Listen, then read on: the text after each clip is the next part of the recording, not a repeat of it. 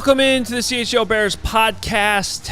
It is Tuesday. It is a busy, busy week. Bears play a little over 48 hours from now in Washington, just outside Washington, D.C. Adam Hoge, Mark Carman, Greg Braggs Jr. with you on this Tuesday/Wednesday/Thursday. I don't know. The whole week it's a football Friday. Yeah, I don't know what day it is. We've got two Fridays, a football Friday and then Friday.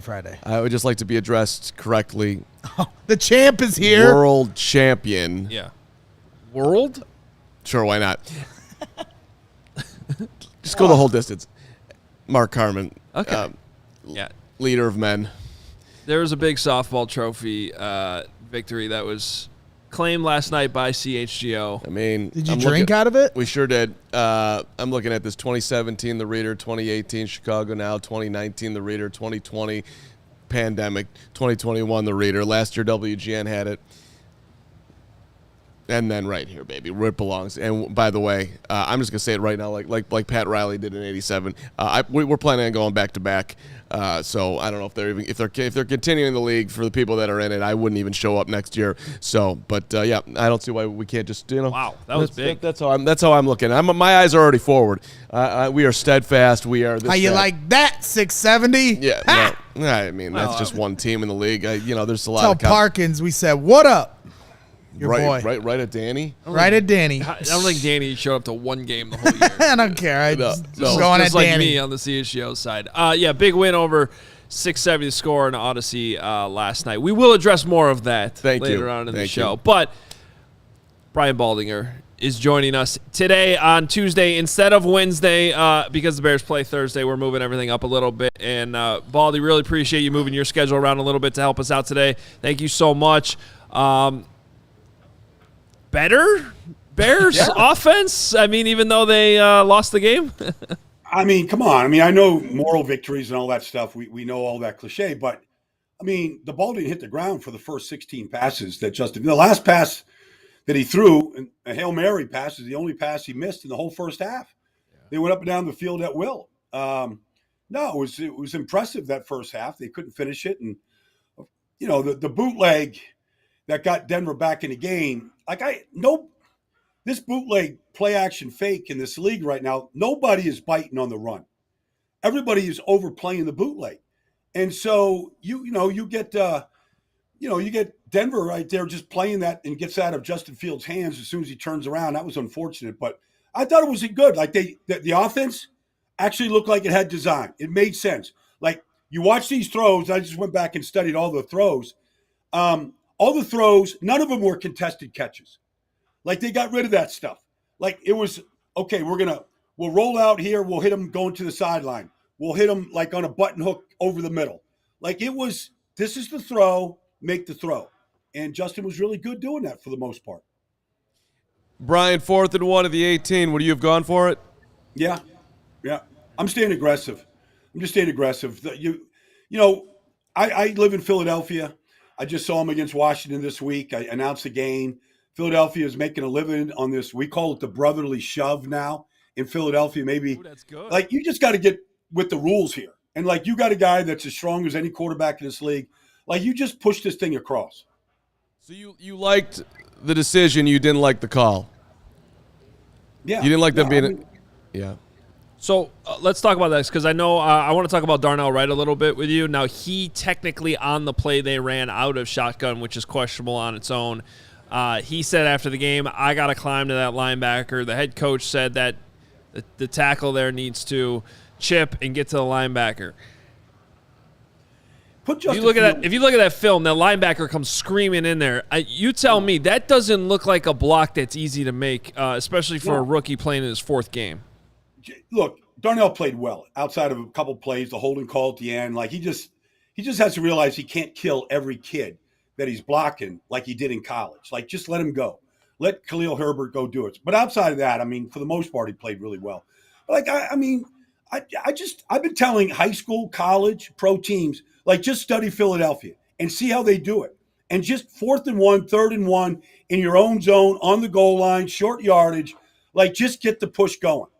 Like, get the momentum. I know the Giants didn't do it because they did a terrible job of it last night. It actually there's some work that has to be done. But, for the most part, I know they had Cole Kmet do it one time. He came under center. Justin Fields is made for this play. Exactly. Just get with the tush push and just do it. Take advantage of the rules. Sticking with the offense with Justin Fields, Matt Ryan made an observation on the broadcast where he suggested to not let Justin Fields turn his back to the offensive line, that he was doing better when he kept his face forward. Do you see any sense of that? Does that make sense to you? Well, obviously, the fumble return for a touchdown, was unfortunate. And, if you turn your back, you might get surprised the way he seemed to be surprised on that play. I see everybody overplaying that bootleg, but he turned his back a number of times in that first half with success. And it was the play action really kind of froze Denver. They're not a good defense. They break down all the time. They did against Miami. They did in the first half Sunday.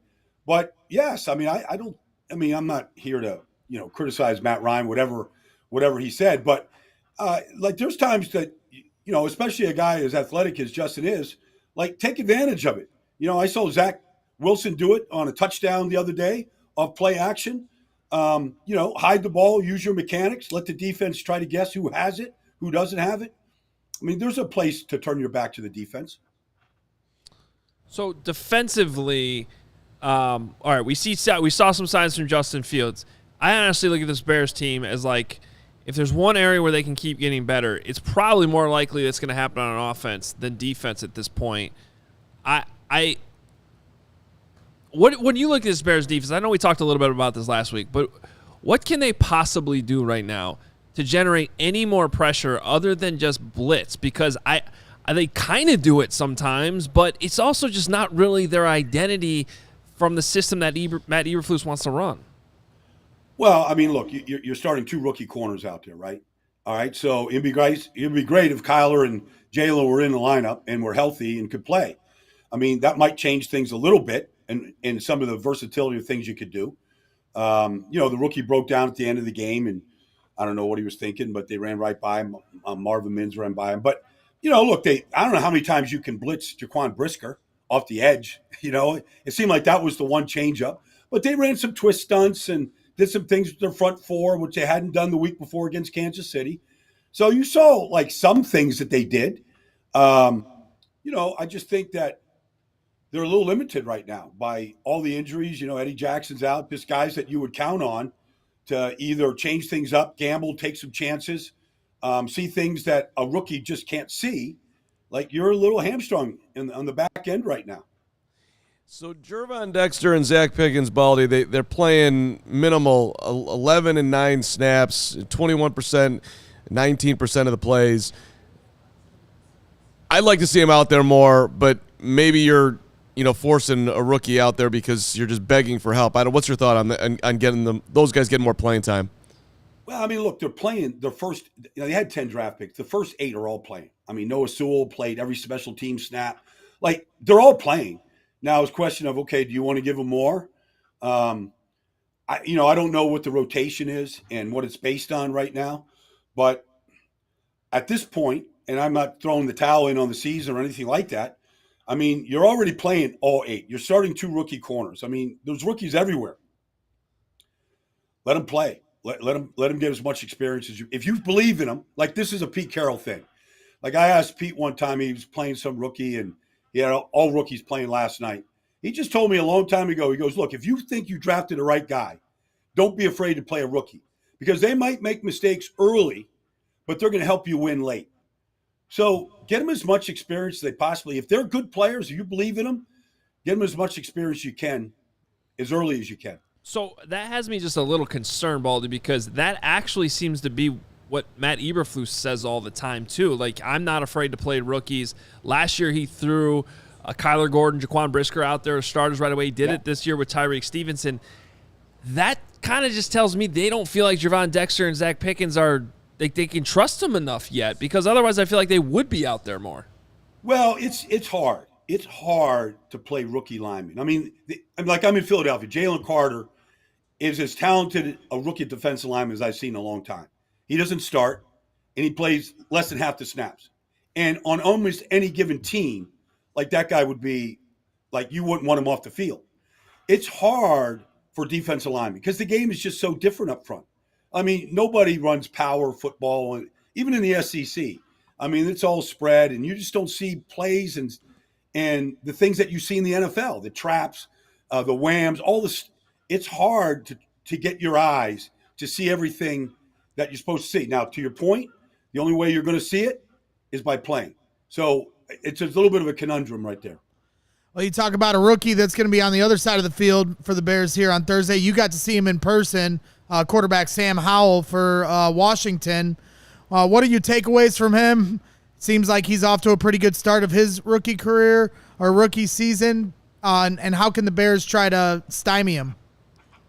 Well, he's actually a second-year player. He was rookie last year. Oh, my bad, second year. Okay. Yeah. No, but, I mean, for the most part, he played one game last year.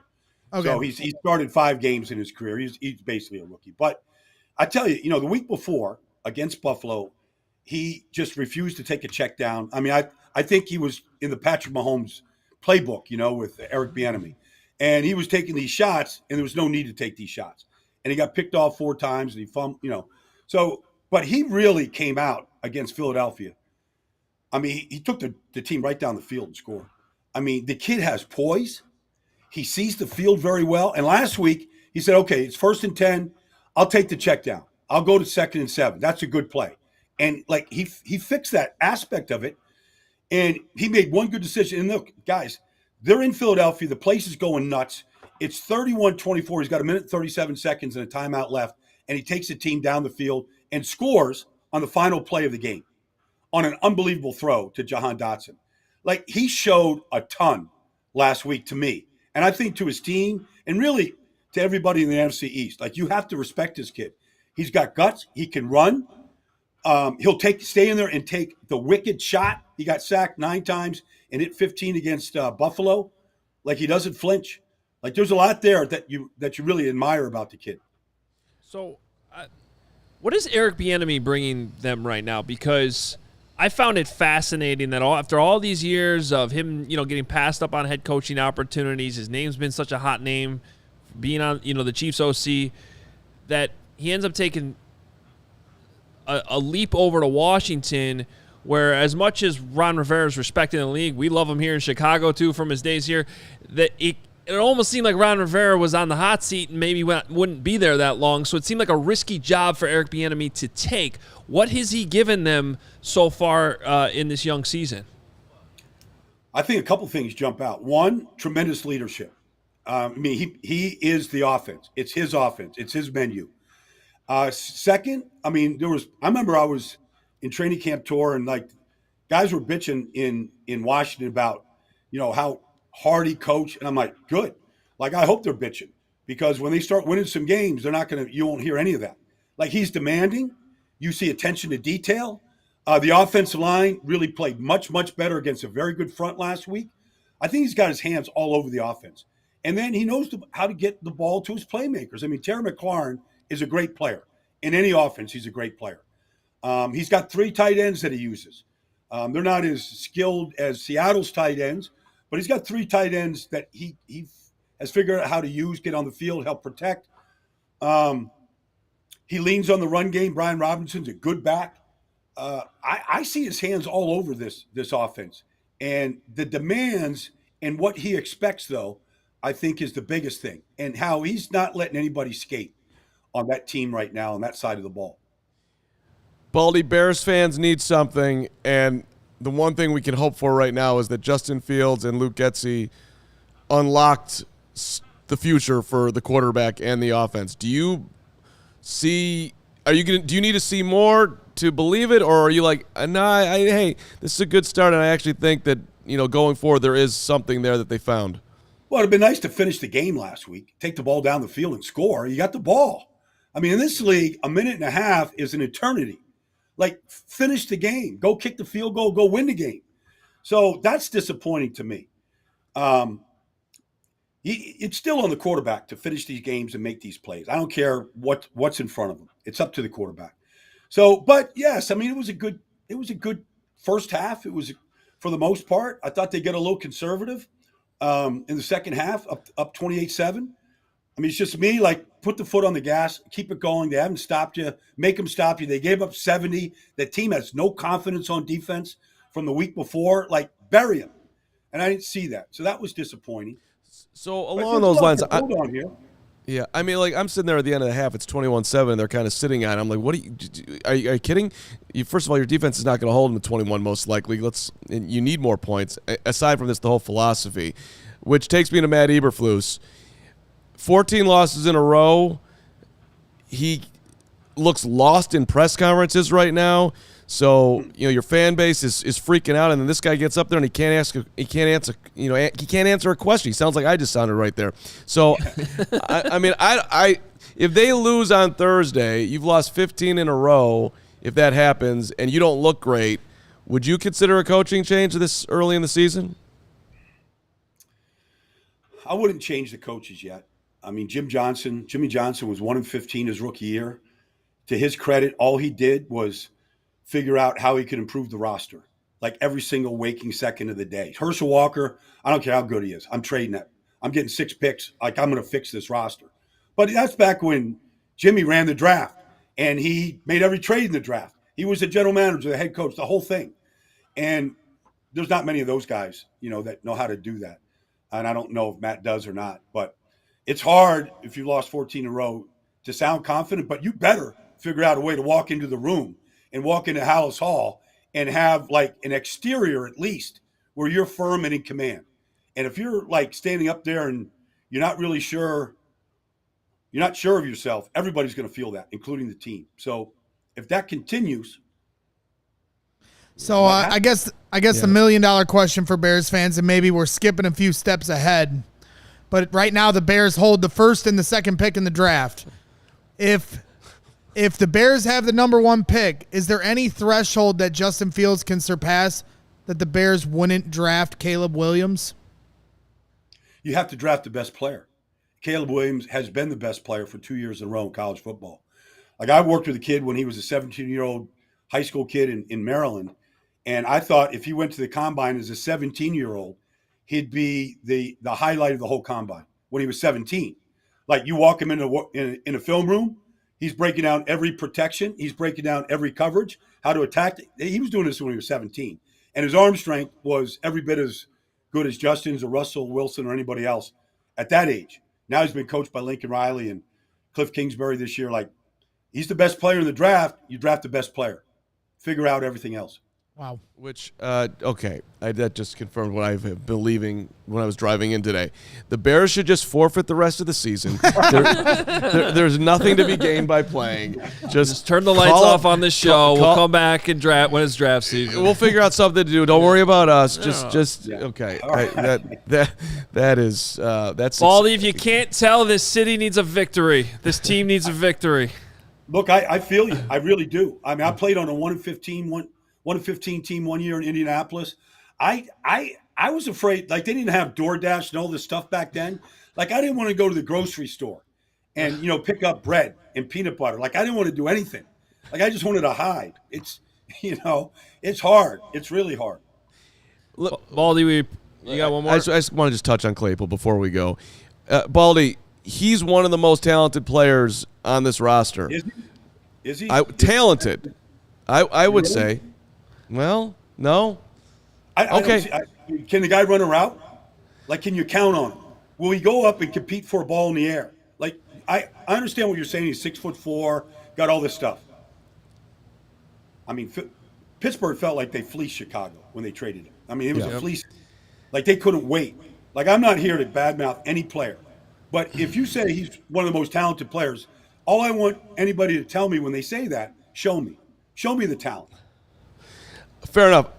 I will crawl back underneath this chair and because I'm not. I am talking about his physical traits and not what he actually does on the field, which ultimately is what matters. Clearly, so I think you already just answered the question. Like, there's no way you're looking the other way at the stuff that he's doing and playing this dude, hoping to unlock something. You're actually doing what the Bears are doing, which is saying goodbye. It's sunk cost. We lost. I mean, we're not at Hallis Hall watching work habits, but work habits transfer to Sundays. Attention to detail starts during the week. And you can tell that there is a disconnect between the level of detail necessary to be a really good player and play to your potential in this league and a guy that just got scratched on Sunday. Yeah. Baldy, thank you once again. Appreciate you moving your schedule around for this Thursday game. Yeah. And have a great day. Have a great rest of the week. Enjoy the football this week. How do you make that W? How do they do that like that? I forget, actually. I haven't seen the W in a long time. It's just whatever. He's got a trophy here. Like that. Is that it? Whatever shows you go on, this is the only one that has a title today, Baldy. Just know that. All right. I see you guys. All right. Appreciate you. All right, there is Brian Baldinger. Follow him on Twitter at BaldyNFL. He's got a good breakdown. Just don't eat the W like Jameis Winston. Well, you can eat the W. You can eat the crab legs. You can do whatever you want. Baldy's awesome. He's the best. Baldy's awesome. I mean, I'm so happy we get him every week. That was a great answer on Claypool. What talent? It was. I don't know why you keep going there. Going where? He's not a track Olympian. Congrats on he being. He runs a 4.3. Congrats. He cannot play the game of football. Okay. All right. Draft football players. Acquire football players. Puka How many times do I say this between January and April before the draft? I'm so sick of this. How did I get in a position of defending Chase Claypool? I don't know. Why did you put yourself dominant? I'm not. That's the guy who said he's the greatest player he's ever seen in Bears training camp history. Oh God! You dominant. You said he was dominating training camp for 10 days. Just focus on your bad take. Well, my bad take. I already got enough today with my Sam Howell. Yeah, rookie. with my bad take, which was not that Sam Howell. Got an honest. No one saw Sam Howell play football. I forgot. Year. Yeah, that was an honest mistake. I totally forgot. No, that was horrible. And I think you should have to do 10 push-ups right now. You should see my fantasy team. I can't pay attention to the rest of the league. Yeah. The point that I was trying to make, which was not a great point, was that they're giving up on somebody that was, in theory, supposed to be one of their most, quote, talented receivers with production, and I'm wondering how much that's on the coaching staff for not handling that dude. But whatever, they didn't handle him. It's over. See you later, and he might get cut today. Yeah, we'll see. All right, we're going to get to Nicholas Moriano, who's been out at Hallis Hall covering the coordinator press conferences. Before we get there, welcoming a brand new sponsor to the show. We're very excited about this. Circa, our guys, Sportsbook. They are here in Illinois. They have arrived. Finally. Now, I did some reading on this actually last night because their model's a little bit different than some of these other ones that are out there.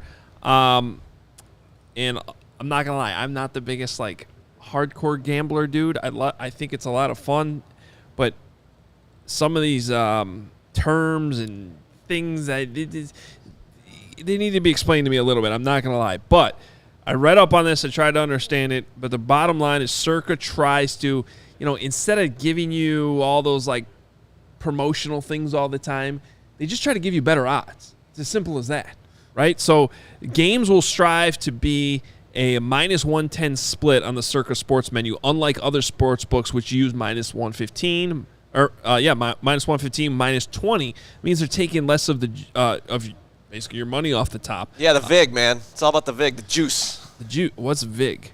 VIG. Juice. That's I know what juice. That's what the house takes. It's the same thing. Yeah, okay. same I thing. just didn't hear that. Okay. Circa Sports keeps as little money as possible on large market bets like futures, golf tournaments, etc., especially compared to other books. They have high app limits. They're transparent. Circa Sports does not limit players based on their winnings. Every player has the same limits. Unlike other books, they will limit winning players. Circa encourages bettors to download and explore all sports betting apps available. They're not shy. They're not scared of the competition. Just like Carman wasn't scared of all the competition in the softball league.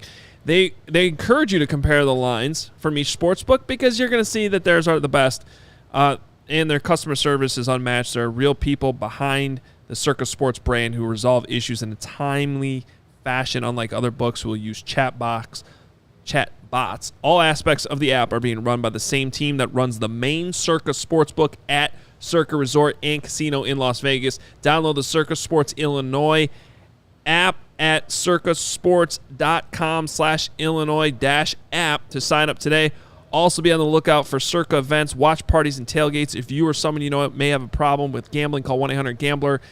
That's 1-800-426-2537. Text GAMB to 833-234. Visit areyoureallywinning.com. You know, you couldn't watch us win the championship last night on FuboTV, but that's the only thing that you couldn't watch on FuboTV. You got to go to georgebliss.com for that. But 140 live channels, everything else you get at FuboTV, your shows, your movies, and, of course, your sports. That's right, the most Chicago sports for the lowest price. If you haven't done it, do it right now. Start watching immediately with a free trial. No contract, no cable, no hassle. Sign up, start watching. And yes, by the way, if you are traveling, you can watch the local teams wherever you are. So it's awesome for that part of your life as well. College football, Big Ten, NFL, Bears, NFL Network, Red Zone, all of it. Watch all your college football and the NFL with Fubo. Go to www.FuboTV.com/CHGO. Sign up and you get 15% off your first month of Fubo Pro. Nicholas Moriano at Hell's Hall. Nick, also a champion. He's a champion. This is a champion at life, really. I got it right here. Nick Moriano. He's on the ball right there for you. And I got to tell you, I'm going to secretly sign that ball by the end of the day. Nick's better half, Stephanie, was absolutely dominant last night. Her best game of the season when we absolutely had to have it. So that's what we need Justin Fields to do in the fourth exactly quarter. Right. Nick, sorry to leave you waiting there. Sorry to pull a Carm and do that to you. When you want to talk about leadership, he put last year when they lost in the playoffs 19-4 to the same team you beat, he put June 27th. We got our asses kicked tonight. This was Nick you're quoting now. Nick said this. This is what a leader says. Take notes, Matt Eberflus. We got our asses kicked tonight, but it's only year one for CHGO Sports and the keeper of the Cup League. We will get there. Let's go. Champions. That's right. That's right. That's exactly right. And as I said earlier, Nick, if you weren't watching the show, I guaranteed a back-to-back. So, just stay ready. So that was the opposite. I mean, look, this first year, I'm going to be completely honest. I didn't even know how to hit out there. I can field, I can run. So once I learn actually how to hit, it's over with. Like, it's going to be running back to back to back. So, we knew that. I agree with that. We knew that the one day they put you in charge of the lineup last year, and you drew a triangle and not a baseball diamond. Well, and I play football. I play football. If we're going down that road, Nick's on third base last night. There's nobody out. I'm coaching third. Fly ball to the outfield. I'm like, tag, tag, tag. He's 3 feet down the line. Tag, tag. Doesn't tag. Then he's coming back. Then they're throwing the ball at him. Then all of a sudden, the ball's right there. The dude just takes off for home plate. I'm like, you're the worst player I've ever seen. But he got around the catcher and scored, and I said we will be working on that in the offseason. So it all worked out because the dude is as fast as hell. So listen, natural. He's like Claypool with a good attitude. I don't think I want to be associated with Claypool, that's bad. But I that's get what bad. you're saying there. I get what you're saying. But you're yeah, a champion. Bottom line, you're a champion. They might carry him out of hell's hall right now, too, just for that comparison. All right. Back to football. Yeah, back to football. Nick's there. Tell us about the press conferences. We haven't been able to see them.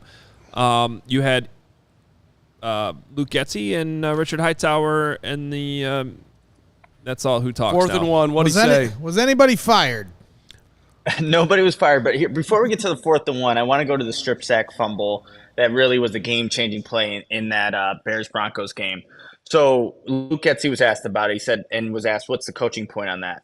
And he said that goal line play that you saw to Khalil Herbert, that was a touchdown, basically the same concept. It's called what Luke Getsy described as a dirty edge when you have those bootlegs. So someone is going to be, coming off the edge free. So you got to come out high on those plays. And when you recognize the rusher is high, you got to pull up. So Justin Fields was able to do that on the Khalil Herbert touchdown. He's able to recognize where it was at, the high, and get that touchdown. And I went back and watched the film real quick before coming on here. The Bears are on the 2-yard line on that Herbert touchdown, you guys. Fields gets to his drop back, and his back foot hits at the 12-yard line. So he gets 10 yards of depth, pulls up, freezes the defender, able to throw the touchdown. On the sack strip fumble, same thing. They're both under center. Bears on the 49-yard line of Denver. Fields only gets 7 yards of depth on that one, gets to the 44, the defender's right there, strip sack fumble. And the big thing that Getsy was saying is that you just on the one touchdown, he was able to pull up because he got the right depth. On the one where the strip sack fumble, he didn't. So it's the little details again. So if you're looking on blame, is that on Getsy? Is that on Fields?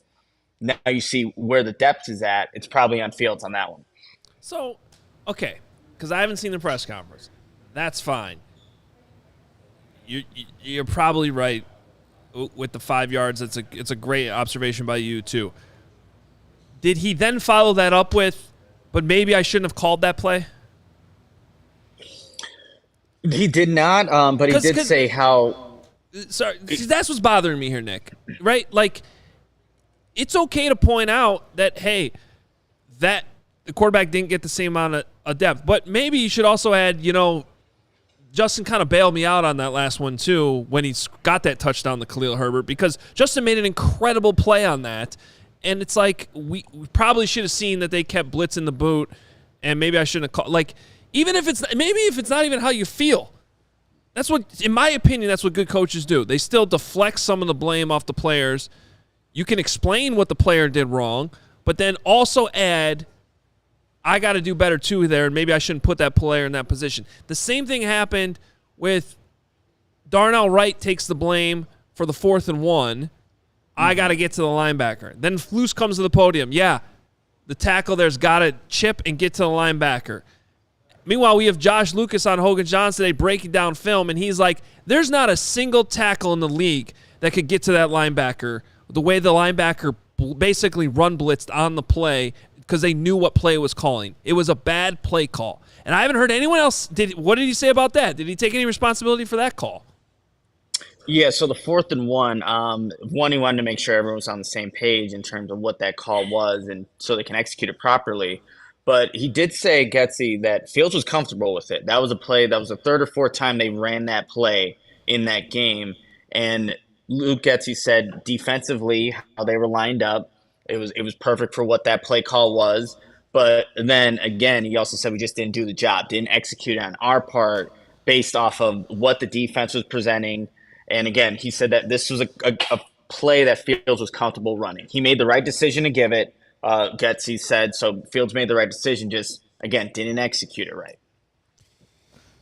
Okay. That's infuriating. I mean, that's infuriating. It's always the execution. I don't mean to plug the other show, but I'm telling we have a film breakdown on Hoge and Johns on the YouTube channel. When this show's over, go check it out. Josh Lucas says there's not a tackle that can get to that, and he broke it down from 3 different angles.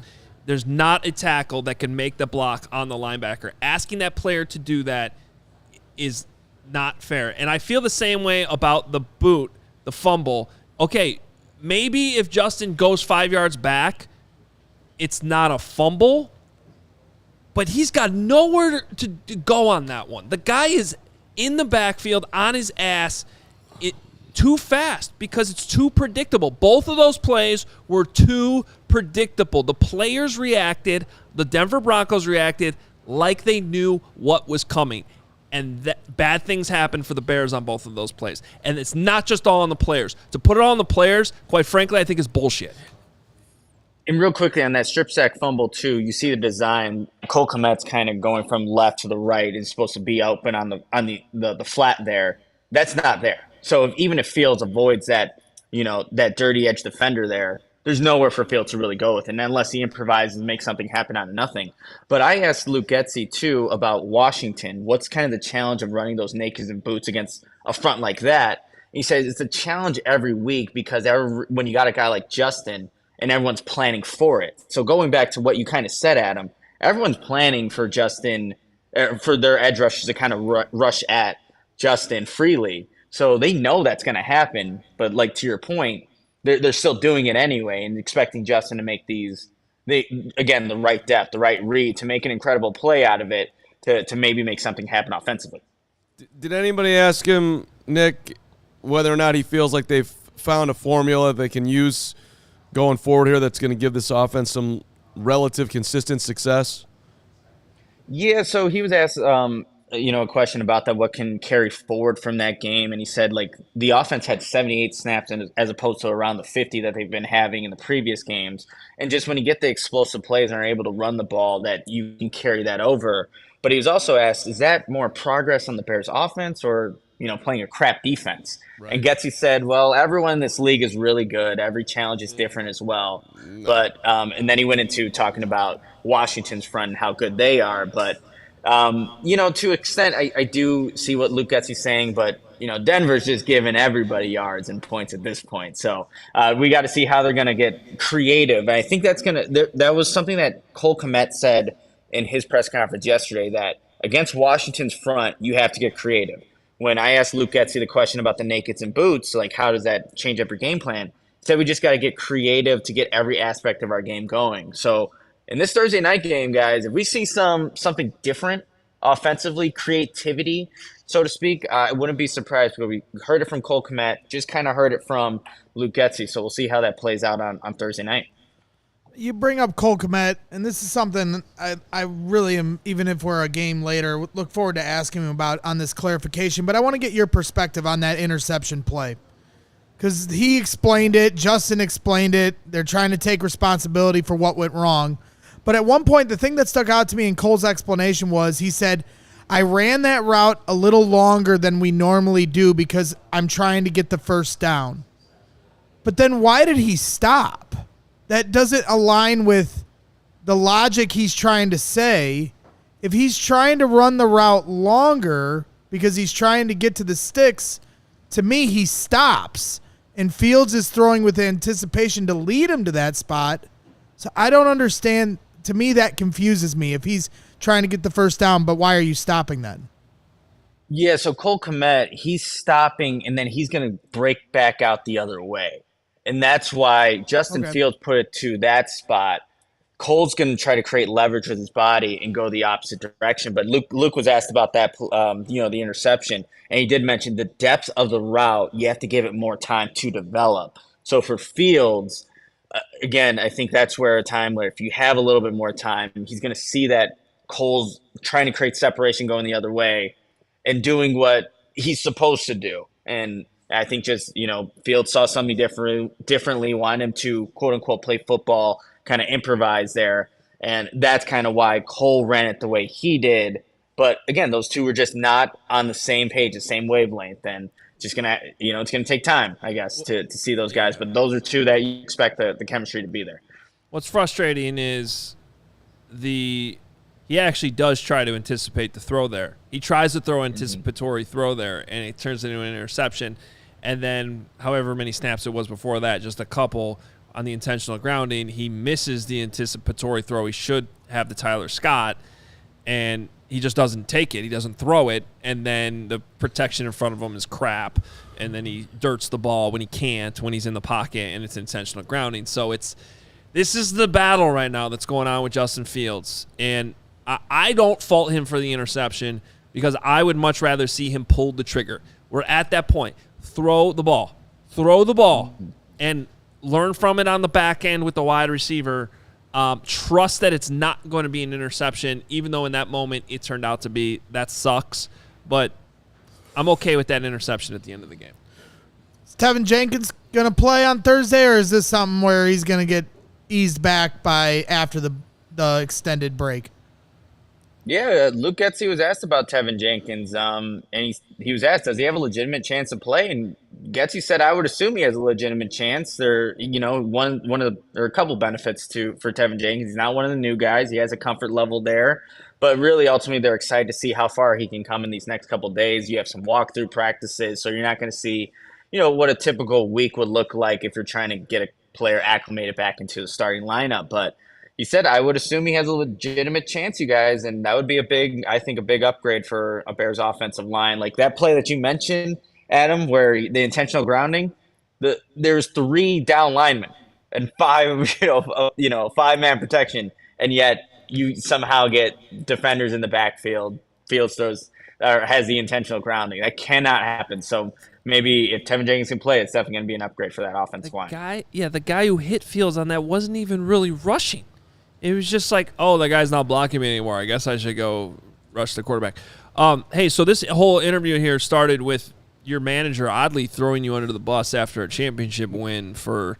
No, I didn't. It's just weird. I hold people accountable, unlike the head coach of the Chicago Bears. That's fine. That's fine. However, I think we should hold the manager accountable as well. I am getting texts from sources that would like me to ask the manager here, manager of the year, Mark Carman, about what happened when he got doubled off second base. Oh boy. Yeah, no, I got to look in the mirror on that, and I forget who was at the plate, but it was a shallow pop-up in the left field, and I was on second, and I was anticipating a drop because Chicago Public Media was having some trouble with some pop-ups, but the left fielder did come in and make a nice play, and I'm telling you, I wasn't even that far off the bag, but they threw behind me, and they got me, and I was out, and I felt terrible about it.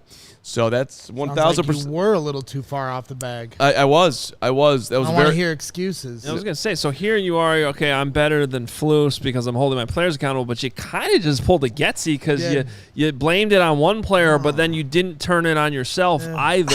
I wasn't that far off the bag. I don't know. We might have to rescind this. Just a good play by the defense. You guys are making fine points here, but again, what I'd like to do is hold up the trophy. and the point that I made with Nick, we do have to work on how to tag up properly. I didn't think we had that issue, but we learned that last night that we do, and that's just like something that we can be better at next year. But again, Nick did score, and listen, truth be told, Nicholas Moreano was a phenomenal teammate and a reason why CHGO won the whole damn thing this year. He played every single position. He broke his finger. He was literally everywhere in the outfield, played in the infield, hit at the top of the order, hit at the bottom of the order, brought the lovely Stephanie, which, we were at times short. You have to have at least two women to play. So we wouldn't have had that without Stephanie last night, who played a great game too. Nick is one of my heroes, and it was an absolute press conference over yet. It was a pleasure to manage him. So thank you, Nicholas, and great job today out at Alice Hall. Appreciate it, you guys. Carm, you did fantastic managing this team, and we wouldn't have gotten the championship without you. I'll say that. I'm proud of you guys. Thank you. And I mean that. Thank you. Nick, anything else we missed before we let you go? Eddie Jackson? Nothing was asked about Eddie Jackson with Getsy and Hightower talking. Real quickly, Getsy wasn't really going to talk about Chase Claypool at all, you guys. He kind of said he'll leave that to Ryan and Matt Eberflus. But, when we were at training camp, he was making some plays in, some of the practices there. And he was asked, is it a challenge? Because he was supposed to be a big part of the offense. And how does it change your offense, essentially? And Getsy kind of was just saying, well, now, it's always a challenge. You never know who's going to be in or out, but it allows him to kind of know some of the other guys a little bit more. Like a guy that we haven't seen really on offense, unless it's a very gimmicky type play, is Velus Jones Jr. With Chase Claypool out, does that create more opportunities for him to be on offense? I guess we have to wait and see. But, it doesn't seem like it's too big of an issue or how they're kind of approaching, the wide receiver depth or how they're going to do things offensively without Chase Claypool. I heard some whispers about Eddie might being able to play on Thursday. Okay, final question for me. Richard Hightower. Last week when I listened to him, I was like, man, this guy kind of has the presence of a head coach. If some fans get what they want and the Bears can't win on Thursday and they fire everyone, could Richard Hightower be the interim head coach for the rest of the year? Do you think he'd be a good fit for that? Well, Mark and I were talking about that actually last night after we were celebrating our, softball championship. Who would be, a guy up to the task? And Hightower, I think, approaches things the right way. And, always every question asked is a great question. But I think that, Hightower definitely, I think, would be in the makings of being a head coach one day if he consistently shows that, he can do things right. But really, when you look at it, you guys, who else would the Bears even have? Is John Hoge a guy that would take over? There's not many great options, but I put a Hightower up there. Okay. Hightower, High Point. Let's go, Nick. Nick, appreciate you, man. Have a good rest of your day. And tomorrow, Will and Nick will have your preview show for Bears and Commanders while Carmen and I invade Hal's Hall. Talk to you later, man. All right, you guys. There he is. Nicholas Moreano. Hey, but before we get too far away from it, because we're shouting out Nick, I just want to shout out some other people. But go ahead. Are you going to shift to softball, or can I follow up on the head coach thing? We got a hard out. We got, Well, but we follow up on the head coach thing. Follow up on the head coach thing. Go ahead. Because you did give me a scary look. Well, no. First of all, I like Richard Hightower. His special teams continue to be fine. So now the only thing I would say is, again, I don't really anticipate any type of change. But if you were going to go down that route, I think the context of how the Bears offense, and more specifically Justin Fields, plays Thursday night, do you consider, again, in the hypothetical that there's a weird, random, first-time ever head coach fired in the middle of the season, which I sincerely doubt, if that happens, would you consider promoting Luke Getsy? I know that sounds crazy. Very. Because everyone's mad at Getsy right now. But if you have back-to-back games where Justin looks better, does it make sense to – you want Getsy fired.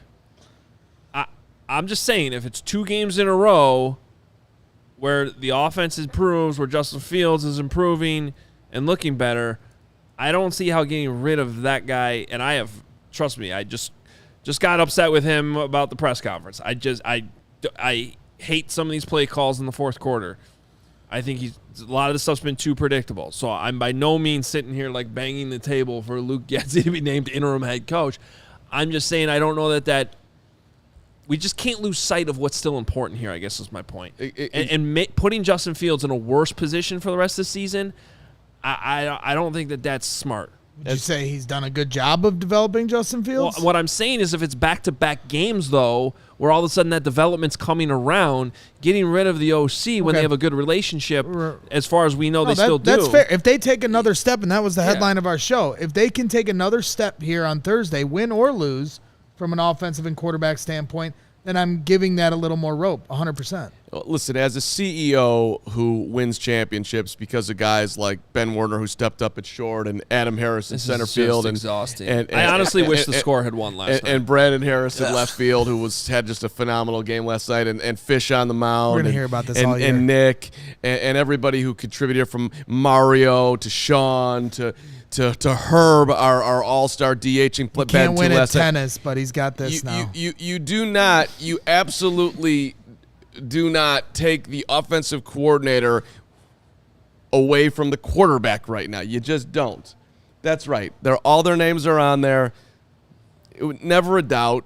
And we had some all right, transition this to a sunny side ad. But my guys got it done. Let's go. Yeah. So no, you do not do that. And by the way, Hoge, he's got enough on his plate. So no, if you're getting rid of Matt Eberflus, give it to Richard Hightower. Let him get up there, Mr. Positive. Locker room will respect him. Luke Getsy, you're the OC. That's how I would do it. We're 4 games removed from Luke Getsy being a head coaching candidate. He coached the Senior Bowl. Everything was. It's just okay. It's amazing. It's amazing how much has changed. I'm just pointing out. It's amazing how quickly this is the NFL, man. Not for long. Things. I nominate myself and Adam Harris. I think we could do it. Lawrence Benedetto, by the way, huge contribution last night. I saw him came to the game. Take a video. Somebody came and supported. Great photo. So it's 10 minutes from my house. I gotta go. Anybody else come out and support? Sunnyside is your home for judgment-free cannabis shopping, a place where all kinds of visitors are welcome to explore, discover, purchase a wide array of high-quality products. Sunnyside is everything you need to elevate your football season, no matter where you are on your cannabis journey. They have easy online ordering, in-store pickup, a great transparent loyalty program they call Sunnyside Rewards. They are Illinois' favorite dispensary. Their Sunnyside house of brands includes Mindy's, Good News, Cresco, High Supply, FloraCal, Wonder, and Remedy. Now through October 15th, head to sunnyside.shop. Use code CHGO25 at checkout for 25% off your total order. One use per customer, not stackable with other promotions. That's not only for new customers. Anyone can use our code. Pick up everything you need to elevate your football season. Must be 21 plus or an Illinois Med card holder there, guy. Yes, you do. Well, before Braggs tells you about Foco, I just want to remind everybody that Dennis Gambino had an unbelievable slide into home last night, and he had a huge raspberry on his thing and just battled through. Dude, I mean, dude's tougher than Claypool. Okay, Bryce, go ahead.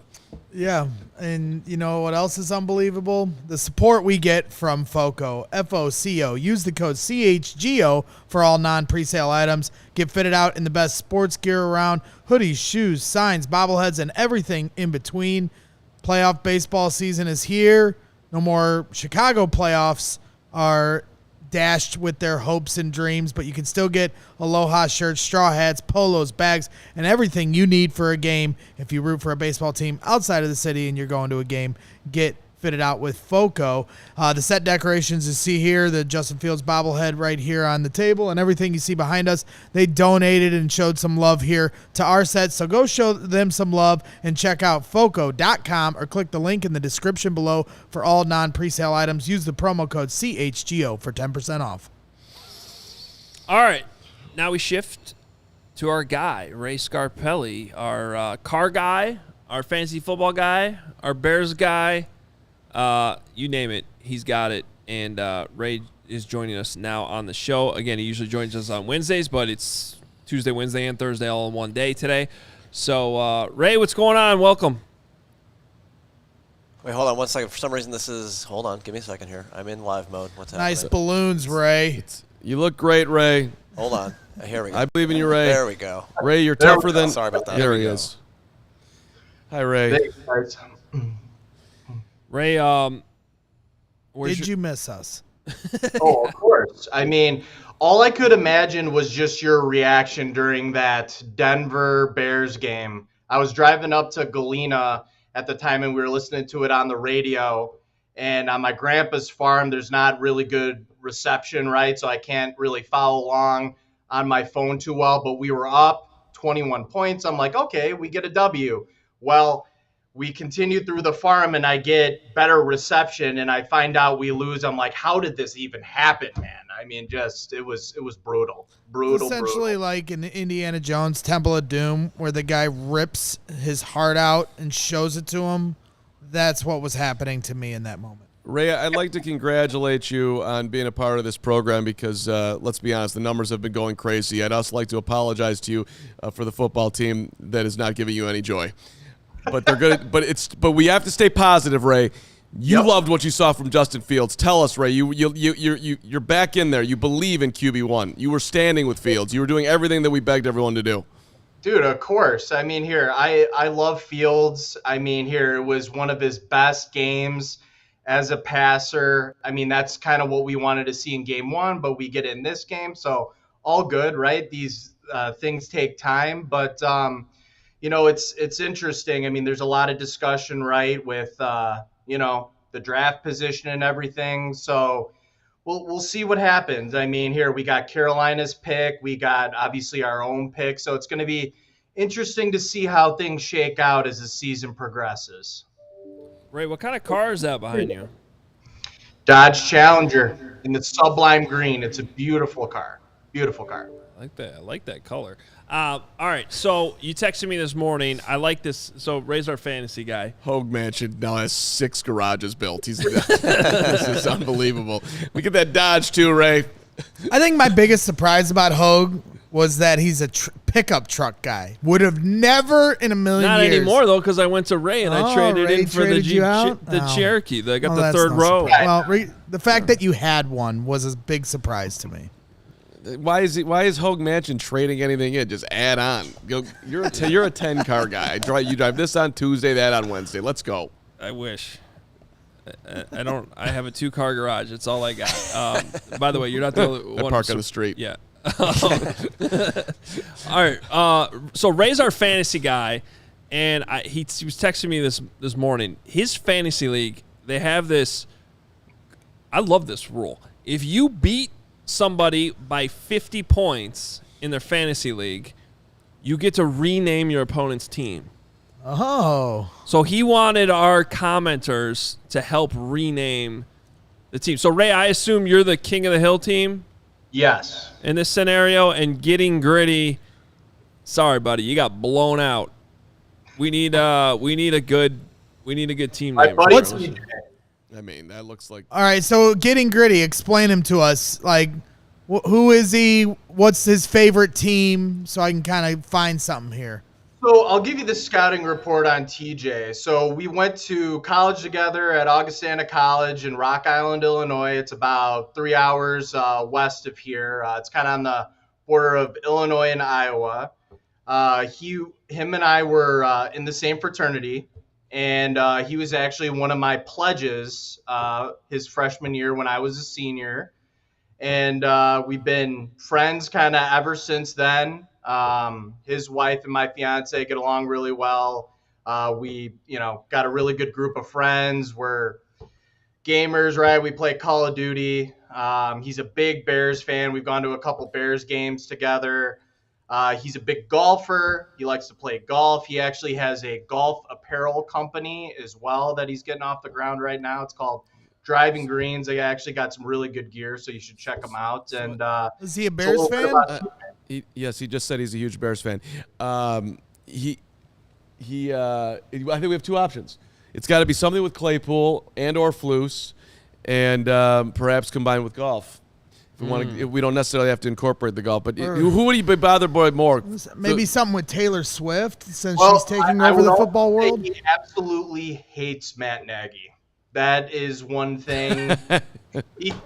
Even though he's not on the Bears anymore, but either way, that's another addition to the scouting report. I think his new team name should be nice and simple. It should just be BU. There it is. Yeah. The Nagy. Just go full Nagy on him. Just rub it in. BU, that's it. And then just a picture of Nagy's head. And he has to change his logo to Nagy's face. All right. What was your first one? The world eaters. I like I got flused. That's decent. I was doing like Claypool's something, but all the words in my head. Taylor Swift angle, since that's pissing off the football world. That's bullshit too. Why is everything mad about Taylor Swift? Wait, I've got Nagy's Club Dub from there Stephen you go. D. The Duke says "Find the Wise." Find the Wise. There's a good one for the Duke. Yeah. Okay. I got a short story on that, by the way. My 2-year-old daughter was watching Sunday Night Football with me. Can't see around this trophy. Steve put Call of Booty. Call of Booty. Thanks for interrupting my story for Call of Booty. Go ahead. You can keep talking. Me and him are talking. You guys know talk. Call of What? I'll say my story. Ray, what do you got for us fantasy-wise this week? So here, we'll start with the Bears, Washington on Thursday. I love Brian Robinson Jr. for the Commanders, a.k.a. 50 Cent Man. He came out to many men after he was shot like 6 times and actually had a really good year for his first year in the league. He's tearing it up this year, so I like him for Washington. For the Bears, I still think for a fantasy quarterback, I still think you're rolling with Fields. I think you're rolling with DJ Moore as well. And then if I had to give, a start of the week, I would look at, Kyren Williams. He's super hot right now. I know he's got a hip injury, but if he's somehow available on waivers, I'd pick him up. I like Laporta as well. There's a lot of really good fantasy assets still out there on the waiver wire. Even got the rookie running back with Denver. He could be a possible pickup too, depending on what happens with Javonte Williams. So there's a lot of good options out there for fantasy. Yeah, not picking up Kyren Williams. It's pretty much ruined my season. Hey, Ray, before you go, you taking the Bears in the points, or do you like the Commanders? I like the Bears in the points. All right, there it is. We got. Let's go. Saggy Nagy's. That's a good one. Braggs' belly. He's still working on the fantasy Claypool team for you. flused my Nagy. Ray, what's going on at the dealership this week? So this week at the dealership, here it's the start of a new month. We got actually 0% was just announced for Silverado next door at our Chevrolet store. And at our CDJR store, we're continuing our grand reopening savings. And actually, this month is our 7th year in business. So we're going to do some special incentives for that. We've got thousands off Jeep Gladiator. I've got below invoice pricing on Pacifica. And then on the Chevrolet Traverse, I've got thousands off on that too. So I'm your guy. please visit our websites, raychevrolet.com, raycdjr.com, and see what kind of deals that we can offer you. Carm's coming in later to buy that green Challenger. I think that would be a good look. Can you imagine this trophy just right on? You could put this. You could mount this to the top of that car, right, Ray? Yes. I think next year that Carm's softball team will have to come there for do one of those car wash events where they wash people's cars to raise money for their softball team. What are you talking about? We got huge sponsorship around here, and Ray, just as long as I can upgrade on, next year you can put the back-to-back on there, and then in 3 years we get the three-peat, 3 trophies. Let's go, that type of thing. Appreciate you. Love it. Ray, great stuff. We'll talk to you in a couple weeks. All right, enjoy the game tomorrow night or Thursday night, whatever day it is. Sounds good, guys. Have a good one. Thanks for help. Ray Scarpelli, Ray Auto Group. Check them out in Fox Lake. Also check out Shady Rays, where you can take on the sun with gear built to last. We still got a few days left here of summer-like weather. Hopefully the sun sticks around before it disappears for 3 months like it normally does in the winter here. Regardless, our friends at Shady Rays have you covered with premium polarized shades at an affordable price. They are an independent sunglass company offering a world-class product just as good as any expensive pair that we've worn. Durable frames, extremely clear optics for outdoor adventures. And that is not all, because Shady Rays offers the most insane protection in all of eyewear. Every pair of sunglasses backed by lost and broken replacements. If you lose your sunglasses or break them, they will send you a brand new pair, no questions asked. And if you don't love your Shady Rays for some reason, you can exchange them for a new pair or return them for free within 30 days. There's absolutely no risk when you shop. So here's what you're going to do.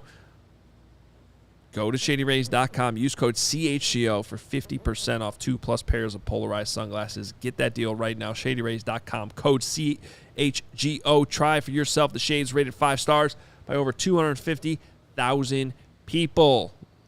Needed those shades last night because the bling off this trophy was just coming at me so fast. It was. I should have my Shady Rays on. Cram Dango for a fantasy football name. Loosey Goosey Floosey. All right, we got you, Law.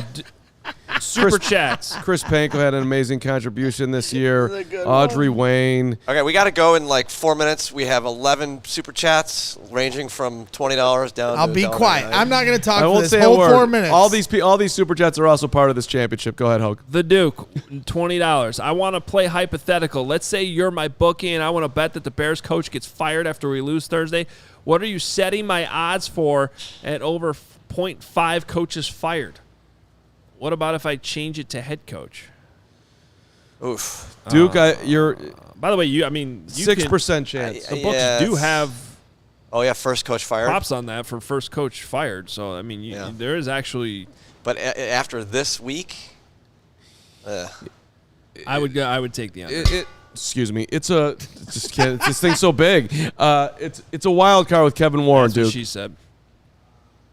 No, she didn't. Yeah, definitely not.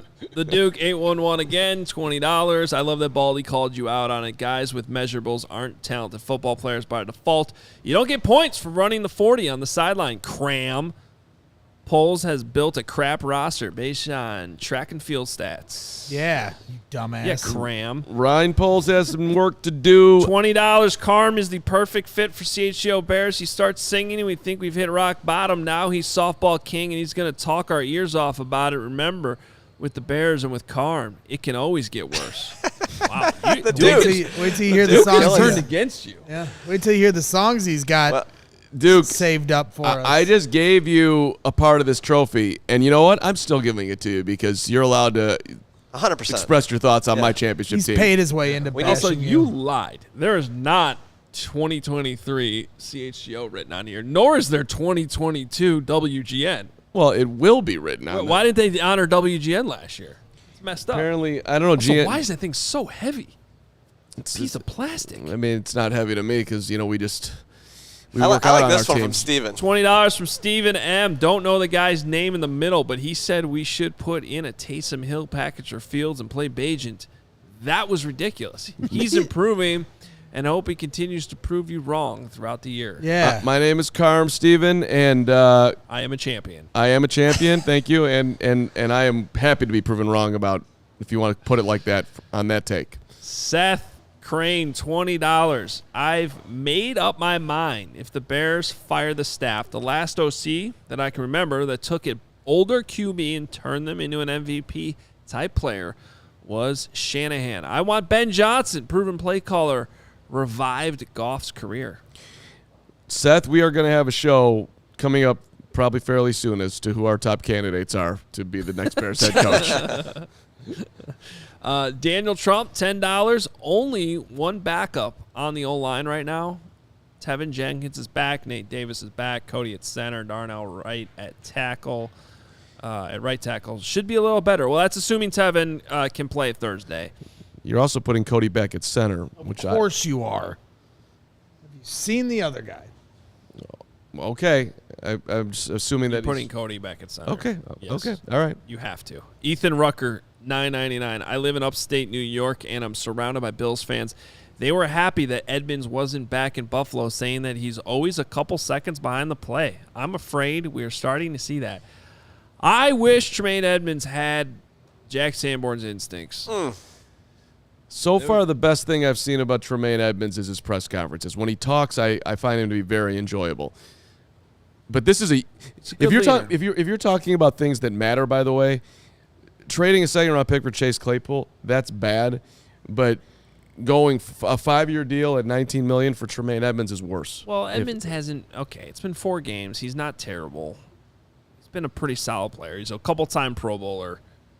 I've seen nothing. Give him a little bit more time to acclimate to the team.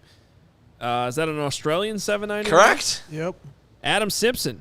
I think Law's got to read this one in his accent. All right, Adam Simpson from Australia says, Australia's #1 Bear fan. We fucking suck. I miss eating mediocrity. Love the show. Enjoy it more than the games. That's great. Adam, you're a champion, too. That was great. I didn't even know when I handed it off to Law that there was an F word in there. That made me even better. It fits the Australian profile. That's Say great. crikey or anything. Steven, $5. Crikey. How about the best 11 on defense, regardless of position? You go 3 DL. Wow, you found 3 defensive linemen that are worth playing. 3 linebackers and 5 DBs. A little 3-3-5 action. We could talk to the defensive coordinator, let him know that that's your thought, Steven, and it's as good as any other thought at this point. Let's be honest. The defensive coordinator talks tomorrow at House Hall. Zach Osborne, Aussie and no C word. Yeah. Brant, $1.99. It's all the players' fault if you listen to Getsy. Timothy Williams. And it's all the $1.99 from Timothy. He found his groove in D.C., the coming out party. Is that supposed to be Thursday? You know, Kevin Kennedy played a great first base when he came out this year. I think I just figured it out. The Bears have a DC. They have an OC. They have a special teams coordinator. They don't have a head coach. Maybe the guy with the trophy needs to be leading things on the sideline. We don't have any time, and I should stop talking, period. But what was your story, you stop Hoge? talking.